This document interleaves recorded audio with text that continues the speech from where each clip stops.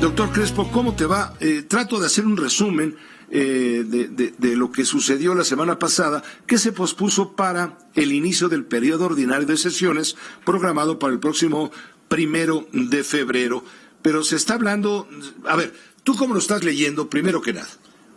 ¿Qué tal, Pepe? ¿Cómo estás? Muy buenas tardes. Sí, lo que veo es que la intención no es mala. Como en muchos otros temas de este gobierno, las intenciones podemos estar totalmente de acuerdo con ellas. Facilitar que se termine la impunidad, porque muchas veces se ha dado impunidad por todas estas complejidades de la ley, porque de repente hay como formas de escaparse, de darle la vuelta, etcétera. Entonces la intención me parece que es buena. Facilitar que quienes incurran en delitos, y sobre todo delitos graves, efectivamente paguen y efectivamente sean penalizados. Quieren acabar con la llamada puerta giratoria y hacer frente a la inseguridad, la injusticia y la impunidad en México. Hay quien ha criticado y diciendo, pues está difícil, está difícil arreglar la ley en donde lo que priva es el mercado de la impunidad. Así es, pero precisamente trata de corregir eso. Entonces yo sostengo que los objetivos de esta iniciativa son buenos, y podemos estar de acuerdo con ellos como objetivos, pero como en otros temas, la forma de hacerlo tiene muchos cuestionamientos, tiene muchos problemas. ¿Por qué? Porque efectivamente se puede dar marcha atrás en lo que hemos venido con dificultad avanzando en materia de derechos humanos. Por ejemplo, hay algunas otras cosas discutibles que podrían ser positivas. Por ejemplo, el Código Penal único en todo el país. Yo he oído a varios abogados importantes decir que esto puede facilitar que efectivamente se acabe con la impunidad y que se aplique la ley de manera adecuada, que se penalicen los delitos que se cometan en cualquier parte del país. Eso es discutible, pero por ejemplo, se está abandonando la presunción de inocencia de nueva cuenta. Tanto trabajo nos ha costado en que se imponga en el derecho y en la mentalidad de los mexicanos que se debe de presumir inocencia, no culpabilidad, porque durante décadas se asumía que cualquiera que hubiera sido acusado por un delito era culpable de entrada. Y ya más bien a él tenía que probar su inocencia. Que no lo era. Y es a la inversa. En los estados de derecho modernos es a la inversa. A ti no te pueden asumir como culpable hasta que quede debidamente demostrado y juzgado en el tribunal. Pero de entrada, mientras no te lo demuestren, se tiene que asumir o presumir inocencia. Sí, pero esto está cambiando las cosas. Pero estamos en un sistema judicial donde, independientemente de tu culpabilidad o inocencia, culpabilidad que está obligado a demostrar el quien te juzgue, sí. Independientemente de eso, el hecho de que tú seas un personaje, digamos, de alto impacto social, porque fuiste Rosario Robles, secretaria de Estado, el hecho de que te hayan mandado a una prisión preventiva, que no quiere decir que te están condenando a nada. Todavía no. Te están llevando a una prisión porque temen que te puedas fugar. Sí. Y de entrada ya la gente dice, Rosario Robles es una ratera. Sí. Entonces, ¿dónde estamos? No, es algo que falta de cambiar incluso en la cultura, pero por lo menos empezar en la Raúl ley. Salinas de Gortari. Pues, sí, exacto, hay muchos Lo acusan ejemplos. de la muerte de Manuel Muñoz Rocha.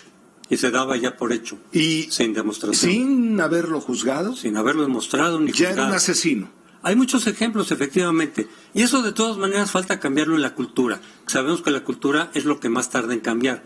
Porque aunque en la ley estuviera y firme la presunción de inocencia, basta con que digas, fulano de tal es culpable, y aunque no lo hayas demostrado, ya en la opinión pública quedó como culpable. Ya fue juzgado. Pero por lo menos en la ley sí tiene que quedar muy clara la presunción de inocencia, y que no te puedan culpar antes de ser juzgado, y que solo en casos muy extremos te puedan poner la prevención, la prisión preventiva o el arraigo, pero solo en casos graves. Se ha discutido en el caso de Rosario Robles que, primera, el delito de que es acusada es de omisión, no de haber ella incurrido en el delito. No de comisión. No de comisión. No Entonces, es siquiera un delito grave. y que por lo tanto no se justificaría la prisión preventiva. Exactamente. Antes de ser juzgada y antes de ser culpabilizada en todo caso.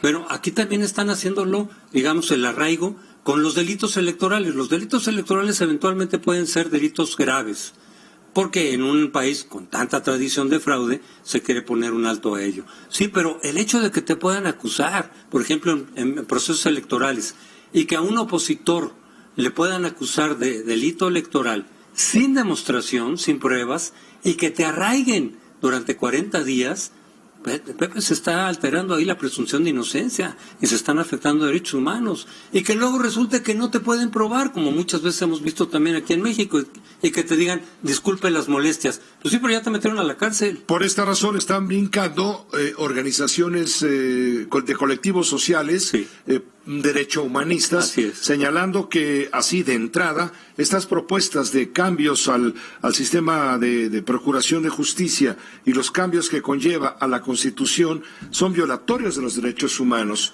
Y hay otro punto que ya también se había superado. El tema del arraigo, por ejemplo, ¿no? Sí, el arraigo. Hay otro tema que también había desaparecido ya de nuestras leyes y ahora vuelve a aparecer. La difamación. Exactamente, la penalización por difamación, que se sabe que no se vale difamar y entonces puede haber un juicio civil con penas administrativas, pero volverlo a incorporar como un delito penal, con castigo penal de cárcel, es inhibir a la crítica, es inhibir la libertad de expresión, porque cualquier político funcionario que lo critiquemos los medios, los analistas, puede decir, me está calumniando y por lo tanto va a la cárcel.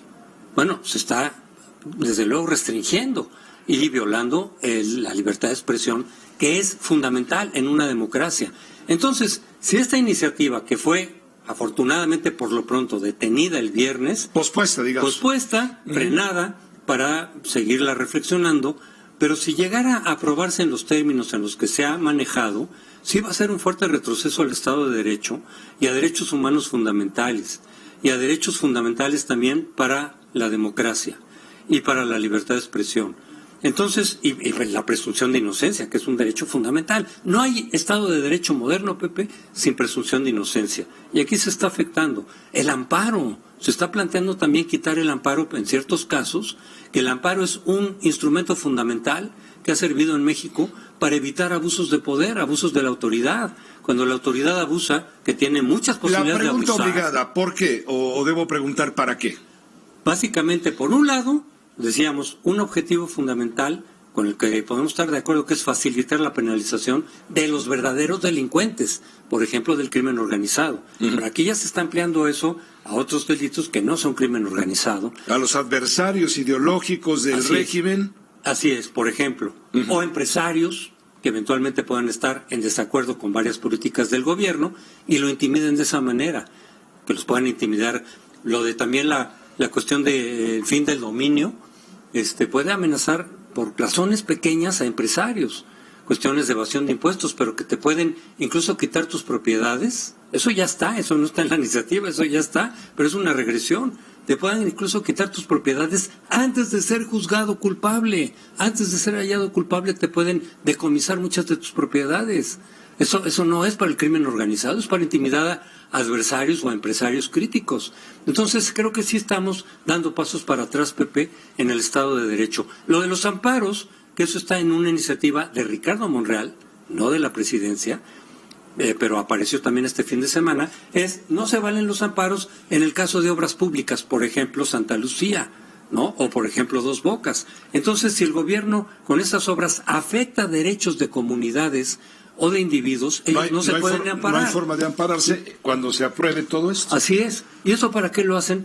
Para limitar y quitarse equilibrios de poder, contrapesos que puedan frenar las obras públicas, porque a un gobierno la democracia le estorba, a todos los gobiernos. Por eso es fundamental que las instituciones y las leyes sean muy firmes, que sean muy sólidas, porque cualquier gobierno de cualquier signo, no hablo solo de este gobierno, lo hemos visto en muchos otros casos, tiene la tentación de quitarse los contrapesos al poder para llevar a cabo sus proyectos de manera más sencilla, pero eso atenta directamente contra la democracia y contra los derechos básicos de individuos y de comunidades, Pepe. Si se aprueban estas iniciativas, estaremos dando pasos atrás importantes de lo que hemos con dificultad avanzado en los últimos 20 o 30 años, Pepe. Muchas gracias. Gracias, José Antonio Crespo, por hacernos pensar y por ayudarnos a contextualizar debidamente el entorno en el que se está dando esto, que habrá de discutirse en Parlamento abierto, por cierto. Veremos hasta dónde lo permite la circunstancia y la sociedad. Gracias. Pepe, buenas noches. Gracias, buenas noches. El doctor José Antonio Crespo.